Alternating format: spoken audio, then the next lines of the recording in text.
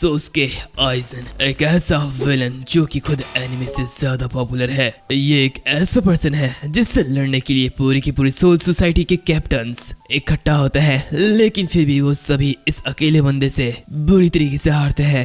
वैसे मुझे नहीं लगता कि मुझे तुम लोगों को इसके बारे में बताने की जरूरत है, क्यों है ना? तुम लोग ऑलरेडी जानते होंगे, और अगर नहीं जानते हो तो ये भी आइजन का एक प्लान है। यहाँ तक ये वीडियो भी आइजन का एक प्लान है, तो इसलिए आज मैं तुम लोगों को the return of God chapter के बारे में एक्सप्लेन करने वाला हूँ। तो अगर तुम लोग ऐसे ही बाहर बैठे हो तो प्लीज ब्लैंकेट चादर जो मिले वो ओढ़ लो, क्योंकि ये जो वीडियो होने वाली है ये काफी ज्यादा कोल्ड होने वाली है। तो चलो इस यात्रा को शुरू करते हैं। हमें सोल सोसाइटी के बैटलफील्ड का सीन दिखाया जाता है, जहाँ पे युवा और उसकी आर्मी पूरी की पूरी सोल सोसाइटी पर एक तरफ से डोमिनेट कर रही थी, जहाँ पर रेंजी ये सब देखते हुए कह रहा होता है आखिर अब हम क्या करें, ऐसा कुछ नहीं है जो कि हम लोग कर सकते हैं। तभी अचानक से कैप्टन ओकिताके के पीछे से एक ब्लैक शेडो बाहर आ रही होती है, जो कि देखते हुए उराहारा और रुकिया दोनों ही काफी ज्यादा हैरान होते हैं। जहाँ पे उराहारा कह रहा होता है ओकिताके सान आखिर ये सब क्या है, तो ओकिताके कह रहा होता है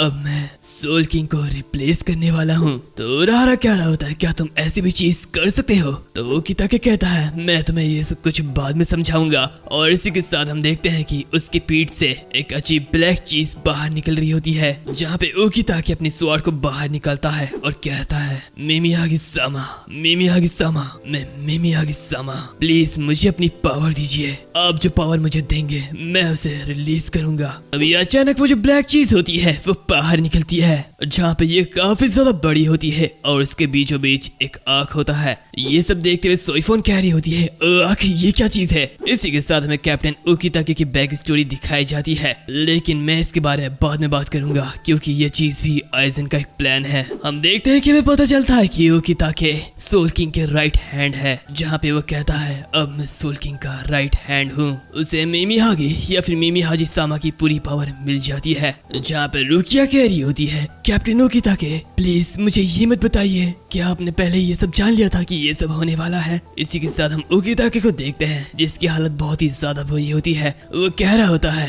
ये मेरी इच्छा है कि ये लाइफ जो कि मुझे दी गई थी सैरिटे की खातिर मैं इसे वापस करूं। और इसी के साथ उसके अंदर से वो सोल किंग का हैंड बाहर निकलता है, जो कि बहुत ही ज्यादा बड़ा होते जाता है। सीन चेंज होता है, हमें कैप्टन शिनशुई की आवाज आती है, जो कि ये सब देखते हुए कह रहा होता है ये चीज सच में हिल रही है। ऐसा लगता है कि सोल सोसाइटी का एंड ये नजदीक आ चुका है। वैसे तुम मुझे सुन सकते हो है ना? तो उसकी बातें सुनते हुए वो जो दूसरा पर्सन होता है वो कुछ भी नहीं कहता। और गाइस गेस करो मैं किसकी बात कर रहा हूँ? जहाँ पे शिनशुई कहता है हम इनोसेंट्स इतना ही जा सकते थे, हम और डार्कनेस के अंदर नहीं जा सकते। हालांकि अगर ये तुम हो तो तुम वहाँ से भी मुझे यहाँ से सुन सकते हो, क्यों है ना? लेकिन अब भी वो पर्सन कुछ भी नहीं कहता। तो शिनशुई कहता है कम ऑन मुझे आंसर दो आइजन सोस्के। दूसरी तरफ हम देखते हैं कि ओकिताके के अंदर से वो जो सोल किंग की राइट हैंड होती है वो सैरिटे की तरफ आगे बढ़ती है। इसी के साथ सीन युवा पर शिफ्ट होता है, जहाँ पे वो अभी भी हिरोची के जाल में फंसा हुआ होता है। वो ये सब देखते हुए कह रहा होता है आखिर ये सब चीज का मीनिंग क्या है। दूसरी तरफ हम देखते हैं कि सोल किंग का जो राइट हैंड होता है वो सोल किंग को जाते हुए पकड़ लेता है, जो कि देखते हुए सोल किंग कह रहा होता है ओह एक ऐसी इंसिडेंट जो कि मेरे आंखों से देखना छूट गई है। ऐसा लगता है कि ये सोल किंग खुद है, लेकिन क्यों? आखिर तुम ऐसा क्यों करोगे? सोल किंग का राइट हैंड यहाँ से दूर हटो, ये कहते हुए वो आगे बढ़ता है। आखिर क्यों? सोल किंग इसमें क्यों इंटरफियर कर रहा है? क्या ऐसा तो नहीं कि सोल सोसाइटी के साथ तुम्हारा लगाव हो गया है? आंसर दो मुझे। इसी के साथ सीन शिफ्ट होता है, हम कैप्टन शिनशुई को देखते हैं जिसके सामने काफी सारे सील्स होते हैं, जहाँ पे वो आइजन से कह रहा होता है ओह नो रिस्पॉन्स। क्या तुमने आज से पहले किसी से अपनी रियासतों से बात नहीं की? क्या ऐसा तो नहीं कि तुम्हारे जैसा ऐसा इंसान इतना भी नहीं कर सकता? ये कहते वो अपने सभी कीज को निकालता है और कहता है ये सभी तुम्हारे सील के कीज हैं, जहाँ पे मैं बस 3 कीज को ही यूज कर सकता हूँ। और ये कहते हुए वो एक की को बाहर निकालता है, जहाँ पे वो कह रहा होता है तो फिर चलो तुम्हारे माउथ से स्टार्ट करते हैं। ये कहते वो एक लॉक को ओपन करता है, जहाँ पे वो कह रहा होता है ऑलराइट अभी तुम्हें रियासू के जरिए मुझे आंसर देने की कोई भी जरूरत नहीं है। अब तुम सीधे सीधे मुझसे बात कर सकते हो। तो ऐसे किसी नॉर्मल पर्सन के लिए जिसका माउथ 2 सालों से सील्ड है, उसे बात करने में टाइम लग सकता है, लेकिन जबकि ये तुम हो तो मुझे नहीं लगता कि ये तुम्हारे ऊपर अप्लाई होती है। तभी एक आवाज आती है, बिल्कुल सही। तो ये आवाज सुनते हुए शिनशुई बिल्कुल पूरी तरीके से हैरान होता है। वो मन ही मन कह रहा होता, नहीं, मैंने तो बस उसके माउथ के सील को ही अनलॉक किया है। इसी के साथ हम देखते हैं कि आइजन आगे बढ़ते हुए बाहर आता है, जहाँ पे उसे देखते हुए शिनशुई मन ही मन कहता है, आखिर बाकी सारी चीजों को कैसे मैनेज किया। तो आइजन बाहर आते हुए कह रहा होता है,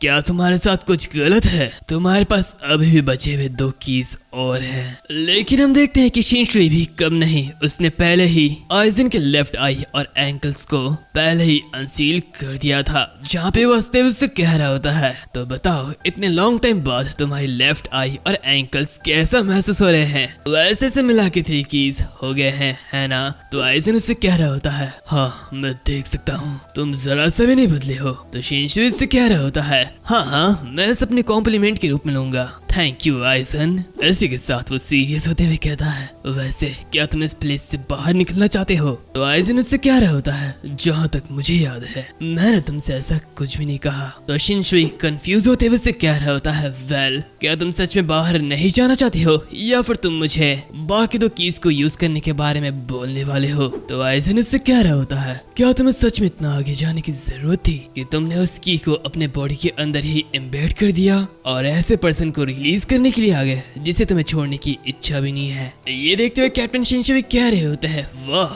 तो इसका मतलब तुमने इसे फिगर आउट कर लिया है। हाँ ये सच है, मुझे उस की को अपने अंदर हाइड करना पड़ा, लेकिन और यही एक कंडीशन थी जिसकी वजह से मैं तुम्हारे सिर्फ 3 पार्ट्स को ही फ्री कर सकता हूँ। तो आइजन ये सुनते हुए कह रहा होता है, अच्छा तो अगर तुम मर गए तो मुकेन का डोर हमेशा के लिए क्लोज हो जाएगा। तो इसका मतलब उन्होंने ऑलरेडी प्रेडिक्ट कर लिया था कि मैं उन कीज को लेने के लिए जरूर तुम्हें मार डालूंगा, और मुझे यकीन है कि वो कमीने सेंट्रल 46 में है। तभी शिनशुई कहता है, उन्होंने ऐसा इसलिए क्या, क्योंकि उन्हें ऐसा लगता है कि ये सोल सोसाइटी के अच्छे के लिए है, और तुम ये समझ सकते हो, है ना? खैर इस चीज को छोड़ो और चलो मेन पॉइंट पर आगे बढ़ते हैं। इसी के साथ वो उसके सामने एक चेयर को रखता है और कहता है, इसमें बैठ जाओ, अच्छे बनो और हमें तुम्हें ऊपर ले जाने दो।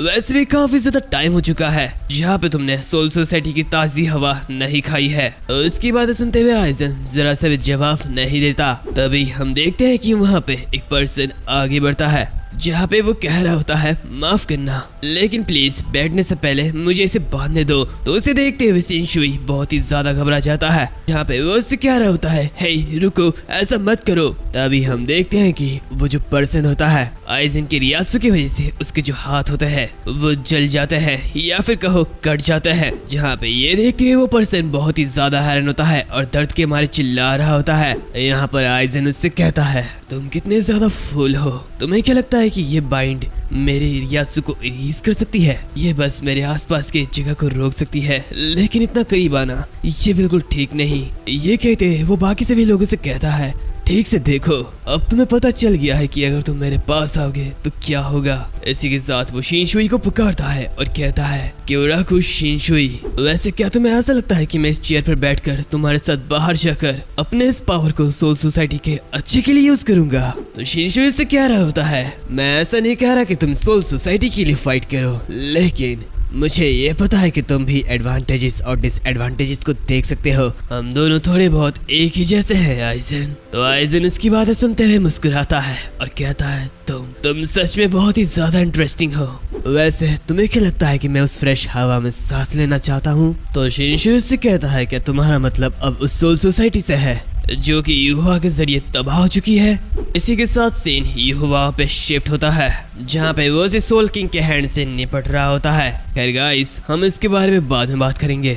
सीन सीधा 2 चैप्टर बाद शिफ्ट होता है। हम देखते हैं कि क्वींसी किंग यानी कि युवा अपने कई सारे शिनिगामी को समन करता है, और ये छोटे छोटे शिनिगामी बहुत ही ज्यादा खतरनाक होते हैं। वो ऊपर से सोल सोसाइटी पे लैंड करते हैं, जहाँ पे सभी लोग ये देखते हुए बहुत ही ज्यादा हैरान होते हैं। सोइफोन ये देखते हुए अपनी बांकाई को एक्टिवेट करती है और उसे उड़ाने वाली होती है, लेकिन ये जो शिनिगामिस होते हैं वो उन्हें आसानी से घेर लेते हैं और उन्हें दबोचने लगता है। यहाँ पर दुहे और बाकी सभी लोग भी लड़ने के लिए तैयार हो जाते हैं।